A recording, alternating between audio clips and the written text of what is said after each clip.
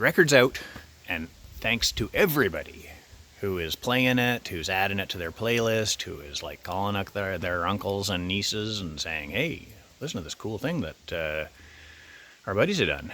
Yeah, I really appreciate it, and we're super excited that it's out. That's cool. Yeah, it is, it's National Roller Coaster Day. And that kind of describes our lives over the last couple of months, doesn't it? Fucking National Roller Coaster Day. National Roller Coaster Life, for God's sakes. But, yeah, I love a roller coaster. Who doesn't love a roller coaster? I'll tell you one. I can tell you one person that doesn't love a roller coaster. We used to go to the X with our buddies, and my one friend loves the salt and pepper shakers, which I was not too keen on. A little rough for my sensitive constitution. And I love the roller coaster, so I said, okay, I'll go on that. You come on the roller coaster with me. We got on the roller coaster. It was like a freaking mental breakdown. She was not happy about being on the roller coaster at all, and threatened to actually cause me physical harm. She was going to kill me. So yeah, some people just don't like the roller coaster. I love the roller coaster. Okay. But I still, I came to love the salt and pepper shakers too. Okay? So, getting spun around upside down like you're in a frickin' spaceship. It's Charles Bukowski's birthday. Born in 1920 in Germany. What do you think of that? Speaking of a roller coaster. Sounds like someone's in a bit of trouble. Oh, the dogs are loose. It's Trevor. Trevor is a bit of a little shit disturber over there. He's in half my videos, Trev. Yeah, I like that. I like that little shit disturber. Yeah, Charles Bukowski. I mean, what's not to love there? It's Madge's birthday. Madonna, born in 1958 in Michigan. There you go. Did well for herself, Madge. So, yeah, and Madge loves the dancing, and I'm thinking, what the hell is with this sitting around in coffee houses and, staring at a guy with a guitar? Folk music is made for dancing.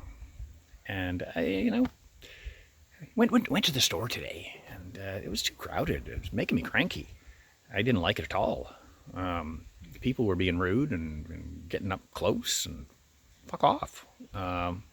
So came home, trying to figure out what can I do to get out of that negative groove, as my friend Chris Houston says. So we throw on Taylor Swift, Shake It Off, and we were shaking it off, baby. Yeah, why not? What's to be ashamed of?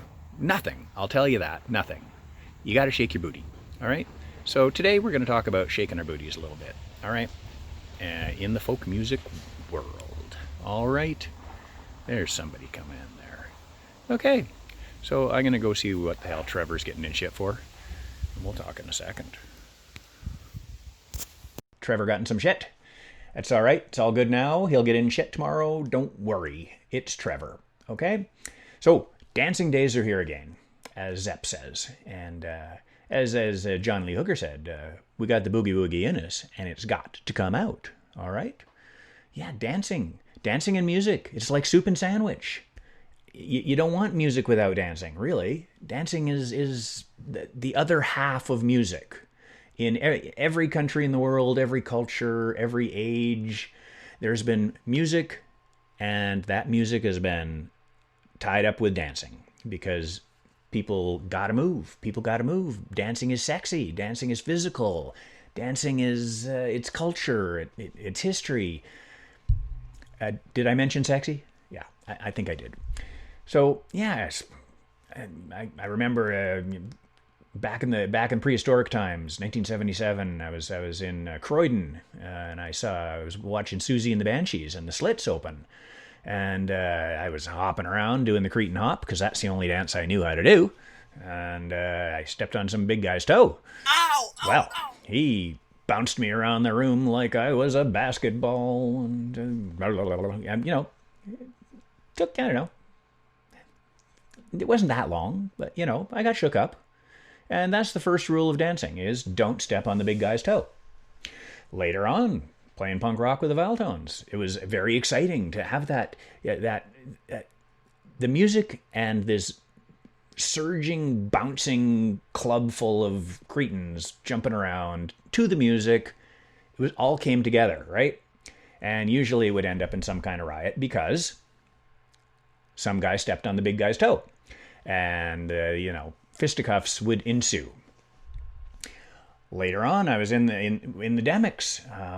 Some guy, we hooked up with some guy. I don't know how this happened, but he was a young guy, professional dancer though, and he may have been a ballet dancer, trained as a ballet dancer, and he said, I love your music. Could I get up on stage and dance to it? And I was a little iffy on this, I got to tell you, but Keith was all for it, and so this guy would get up sometimes at the Horseshoe or wherever we were playing, and twirl about, do interpretive dance. I'm a tree, Anyway, I remember we had a pretty big gig at the Masonic Hall, and this guy, the 3D day, we're playing the Diodes and the Deserters, and this guy, basically Keith said, yeah, you can come on and dance while we play our gig. But for some reason, he thought it'd be a great idea to put on a gorilla suit. I still, to this day, it boggles my mind that A, he wanted to do that, and B, we let him do it. I think it's even out on there on the interweb, and you can look at it, and we're playing away, and there's this guy in a gorilla suit, and you're probably wondering, why is he there? Why haven't the bouncers removed him? Exactly. Why haven't the bouncers removed him? Because we let him, because we're idiots. Okay, that was daft. Anyway, sometimes things get a little daft. And, then later on in the 80s, it was always our motto, the DOA motto, disco sucks, disco fucking sucks. Well, then we get to thinking, maybe not all disco sucks, maybe Grace Jones is cool, or Amanda Lear is cool, or, whatever. Maybe actually you get to thinking, geez, maybe that band Suicide they're almost more disco than punk. And then, we start to doubt ourselves. Oh, there was much self-doubt going on. And, James Chance and the Contortions. What the hell kind of music was that? It sounded like disco, but it was groovy. And we had to change our minds. And then, like bands like the Rent Boys come along. They didn't even have a fucking guitar player. They're just honking away on saxophones and doing all this tribal drumming stuff. And people are loving it. There is like this seething mass of fans, adoring fans, doing the Cretan hop, bunch of, except half the guys are wearing dresses, like kilts, don't get me wrong. It was a thing that happened in Toronto, okay? That certain men decided that it was kind of a pagan thing to wear kind of this long, kind of dressy thing. Hey, what can I say? Anyway, so yeah, it was that was the mid 80s, and then we get into the Handsome Ned days. That's a whole different kind of dancing, and we had some good dancers, man. There's I don't know, remember, there's our friend Doug. His idea of dancing was just kind of stand in one place and move the toe of his pointy boot. It worked. It was pretty sexy, I guess. Worked for him. There's this other guy, Dancing Dave, who was doing this kind of clogging stuff. I'm gonna talk about clogging a little more in a minute. But yeah, clogging. I think he was from out east somewhere. There was that young lady from Quebec, I believe, who just dressed up like Patsy Cline every time, or like she was an extra in a Hank Williams video, perfectly dressed, like everything to a T. The hat. We'd start playing, even if there was nobody on the floor, she'd just get up there and do this really cool dancing. And she didn't give a shit. She was there to do the dancing. And that was cool. And lots of other interesting kind of dancing. What I'm getting at is that when the music and the music makers and the people on the other side of the stage, the audience, in quotes, get together, that's the magic moment. That's the magic you want. That is the perfect time where the people who are on the other side of the stage actually become part of the music. It becomes a single thing. So that's really the thing you're going for. we mentioned Charles Bukowski the other day. I mean earlier, and yeah, he has a great saying. It says, "It's hard to drink when you dance. It's hard to dance when you drink." Well, I don't know. I think we can disprove that at any Handsome Ned show because there was drinking and dancing at the same time. Yeah. So I just mentioned where this all turns around into folk music is let's just talking about clogging for a second. So this clogging thing is actually an ancient kind of dancing, and it's the kind of dancing that they did. One of the kinds of dancing that they did in Appalachia to the folk music that we've been talking about all this time. And it's kind of like a person would get up, and it was almost like tap dancing. They would be making this percussive sound with their shoes, with their feet, and also doing some other stuff. And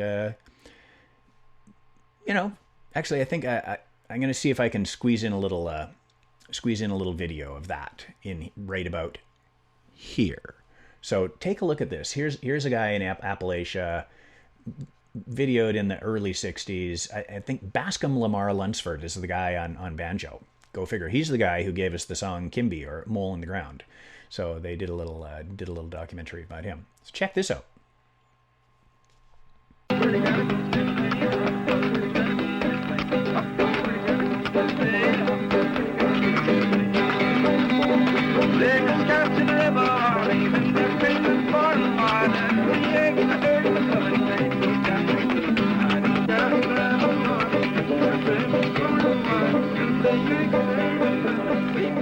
Now, where's all this friggin' clogging business come from? Well, I'll tell you. It was a kind of dance in Ireland called Sean Nós, like that. So it's also kind of an improvisational dance where expressing yourself is the key thing, but it's also very much clogging in a sense. It's like a prehistoric tap dancing, if you will. Okay, so you're making the sound with your feet, and you're dancing away to some fiddle music or some banjo music, and it's a hell of a lot of fun. Back in 2013 in Galway in Ireland, there was a famous flash mob showed up, and like 70 or 80 people just showed up in the town square, just started doing Sean Nós dancing for about 5 or 10 minutes, and then disappeared again, and everybody's going.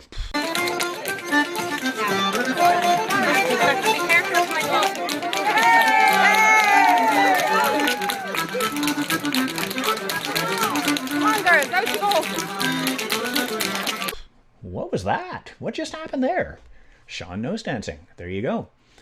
There's a million other kinds of dancing. Like every culture in the world has got his dancing. You got your fandangos, you got your flamencos, you got your tarantellas, you got your square dances, you got your round dances. You probably got triangle dances somewhere. I don't know. But that's the thing. Music and physical motion. The swaying to the music, as they say. Let's do a little swaying right now.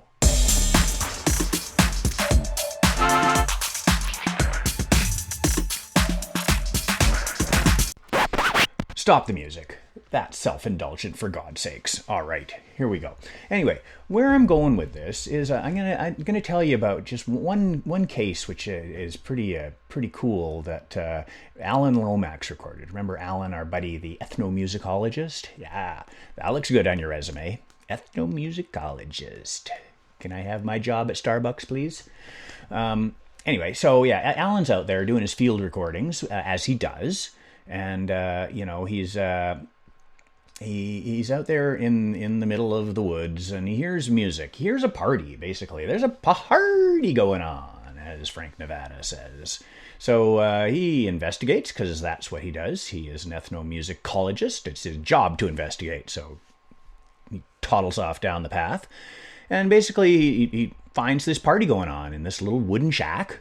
And he says, from inside the shack, he says there's a deep, powerful rhythm, as if somebody was beating a giant drum. So, that sounds pretty cool.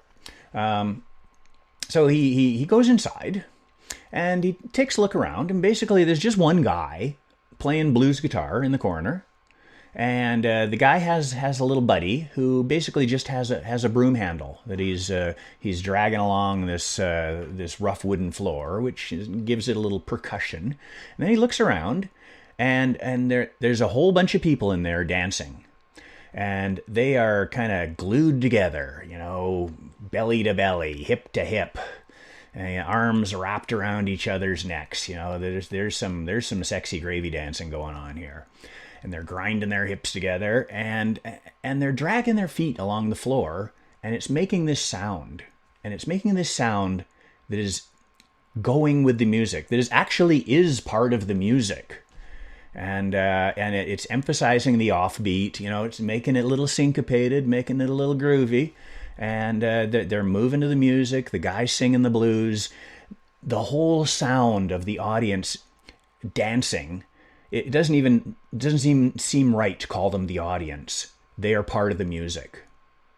Now, how friggin' cool is that? That's what you want, okay? So, this is why I don't understand sometimes big concert shows, going to the AC Center and you're up there in the frickin' nosebleeds and there's Neil Young down there. He's a little dot, and if you dance around too much, they'll fucking eject you out of there. So that doesn't make sense to me, and it never has. So what you want is that perfect magic moment when the audience becomes part of the music. And that's the magic moment, and that you're going to find in your local clubs. The best music you're ever going to see is going to be in your local corner club. It doesn't even have to be anybody famous. It can just be that magic moment when the music and the dancing all frickin' come together, and it's just, that's what's supposed to happen. In ancient times, people knew that's what was supposed to happen. We still know. We still kind of know, but we forget a little. So we're a little forgetful sometimes. But, so that's why you got to support places like, the Cameron Public House and all your other local places that are struggling now in these damn COVID-y times, for fuck's sakes, that, it's tough. It's tough to get that magic moment of the dancers and the music, because half the time you're not even in the same room together. You might be halfway across the world live streaming, I don't know, Don Kerr's band playing live. The thing is, you can still boogie, baby. You can still boogie. So put on your boogie woogie shoes and start boogieing. Last thing I want to say is the dance that Alan Lomax saw had a name, and it was called a slow drag. And it was kind of what we call a Piedmont blues. Piedmont blues is the blues that was played along the east coast of the states, southeast coast, so like North Carolina, Virginia, Maryland, even Georgia, through the Appalachians there. And it had like an alternating bass and kind of a syncopated rhythm part. Where have we heard that before? It's ragtime. So it's a blues that is played on fiddle or guitar or banjo that actually owes a debt to ragtime. So there's some great players like Elizabeth Cotten, for example, who we talked about before. She's a Piedmont blues player. Reverend Gary Davis, our great mentor, was a Piedmont blues player. And this kind of blues, it kept going. Alice's Restaurant, Arlo Guthrie, that's Piedmont blues, man. So that style of blues, you hear it, Hot Tuna, lots of people have kind of take that. And so the slow drag is a kind of a Piedmont blues. At least there's a song. There's a song that I learned from Reverend Gary Davis. He didn't come over to my place and sit on my couch, but I learned it, from reading books and shit. So anyway, I've been playing this song for so freaking long. I don't know if it even resembles Gary Davis's version anymore, but I'm going to play this song for you, Slow Drag, which is a Piedmont style blues. And I have no idea if it was anything like what Alan Lomax heard, but Let's hope. All right, everybody, make sure you dance around, shake your booties, be sufficiently wild that you have fun, but not so wild that you get arrested or kicked out of the club. All right? All right, so everybody keep safe, keep sane, and listen to our record. And here's Slow Drag. All right, take care.